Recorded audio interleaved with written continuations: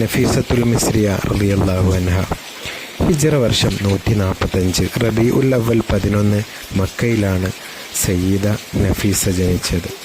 8-ാം വയസ്സിൽ തന്നെ വിശുദ്ധ ഖുർആൻ ഹൃദ്യസ്ഥമാക്കി.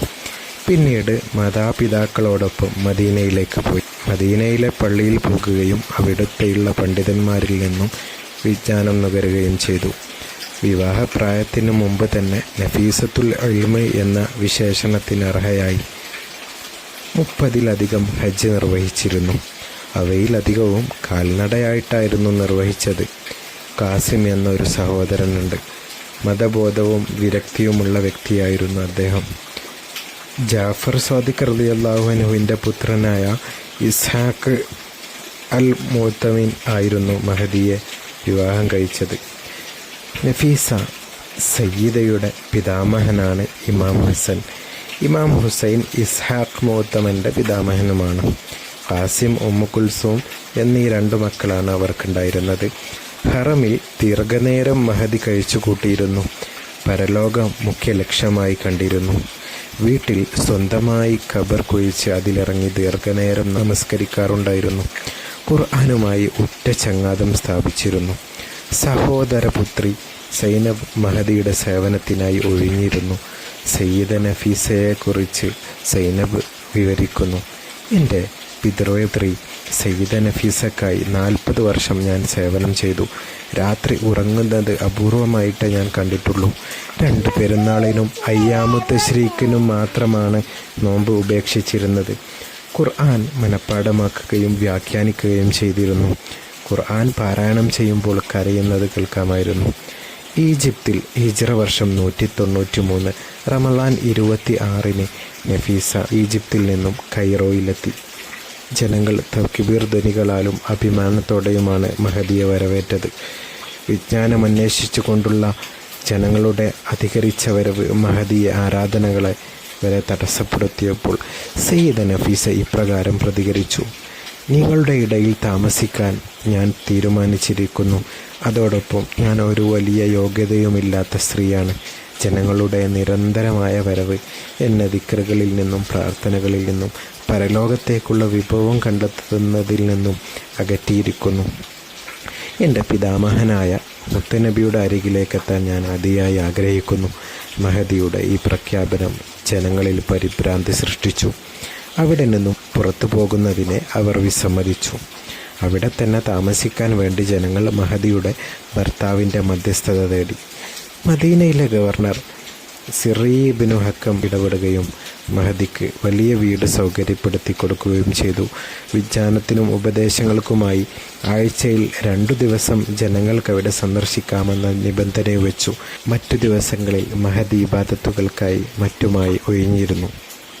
അപ്രകാരം ഈജിപ്തുകാരുടെ ഇടയിൽ മഹദി നഫീസത്തുൽ ഇൽമ് എന്ന വിശേഷണത്തിന് അർഹയായി. പിന്നീട് അവിടെ തന്നെ സ്ഥിരതാമസമാക്കി.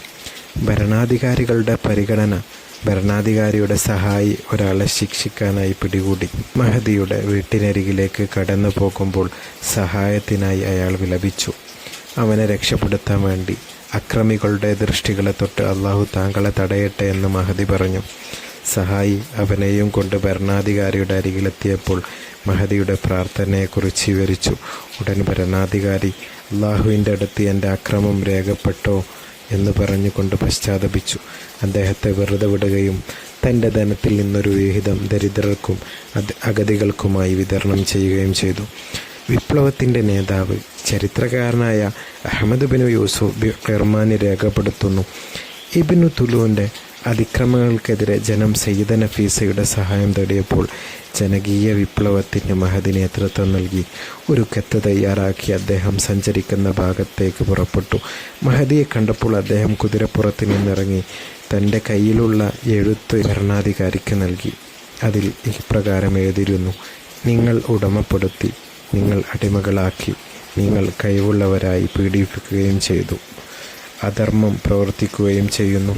വിഭവങ്ങൾ നിങ്ങൾക്ക് നൽകപ്പെട്ടു, നിങ്ങൾ അത് തടഞ്ഞുവെച്ചു. മർദ്ദിതരുടെ തെറ്റുപറ്റാത്തതും തുളച്ചു കയറുന്നതുമായ പ്രാർത്ഥനകളെ നിങ്ങൾ കരുതിയിരിക്കുക. പ്രത്യേകിച്ച് നിങ്ങൾ വേദനിപ്പിച്ച ഹൃദയങ്ങളുടെയും നിങ്ങൾ നഗ്നരാക്കിയ ശരീരങ്ങളുടെയും പ്രാർത്ഥന. അക്രമി അവശേഷിക്കുകയും മർദ്ദിതൻ മരിച്ചു പോകുകയും ചെയ്യുക എന്നത് അസംഭവ്യമാണ്. നിങ്ങൾ ഉദ്ദേശിക്കുന്നത് പോലെ പ്രവർത്തിക്കുക. അള്ളാഹുവിങ്കിൽ നിന്ന് അതിനുള്ള പ്രതികാരം ലഭിക്കുന്നതാണ്.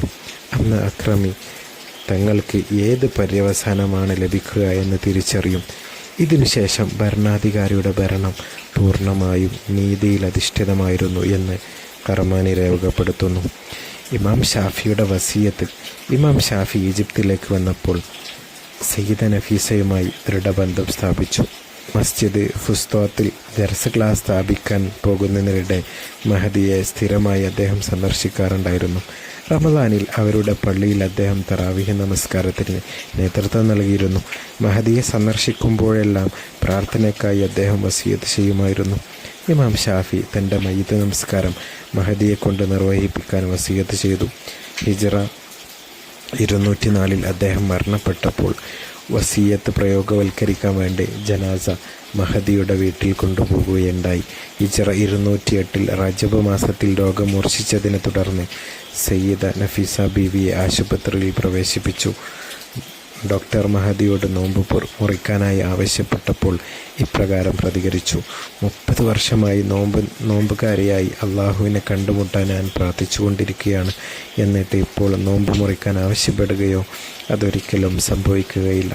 പിന്നീട് സൂറത്തുൽ അൻആം ഭക്തിയോടെ പാരായണം ചെയ്തു. അവർക്ക് അവരുടെ നാഥൻ്റെ അടുത്ത് ശാന്തി മന്ദിരമുണ്ട്. അവനാണ് അവരുടെ രക്ഷാധികാരി.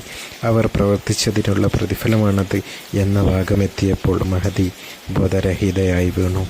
സേവകയായ സൈനബ് രേഖപ്പെടുത്തുന്നു: ഞാൻ അവരെ നെഞ്ചോട് ചേർത്ത് പിടിച്ചു. ഷഹാദ ചൊല്ലുന്നതിന് ഞാൻ സാക്ഷ്യം വഹിച്ചു. പിന്നീട് മഹദി അള്ളാഹുവിലേക്ക് യാത്രയായി. മഹദിയുടെ വിയോഗത്തിൽ ഈജിപ്തുകാർ ഒന്നടങ്കം ദുഃഖത്തിലാണ്ടു. ഭർത്താവ് മദീനയിൽ ജന്നത്തുൽ ബഖയിൽ ഖബറടക്കണമെന്ന് ആഗ്രഹം പ്രകടിപ്പിച്ചു. പക്ഷേ ഈജിപ്തുകാർ ഈജിപ്തിൽ തന്നെ ഖബറടക്കണമെന്ന് ആവശ്യപ്പെട്ടു. സ്വപ്നദർശനത്തിൻ്റെ ഫലമായി ഭർത്താവ് അവരെ ഈജിപ്തിൽ തന്നെ മറമാടാൻ അനുമതി നൽകി.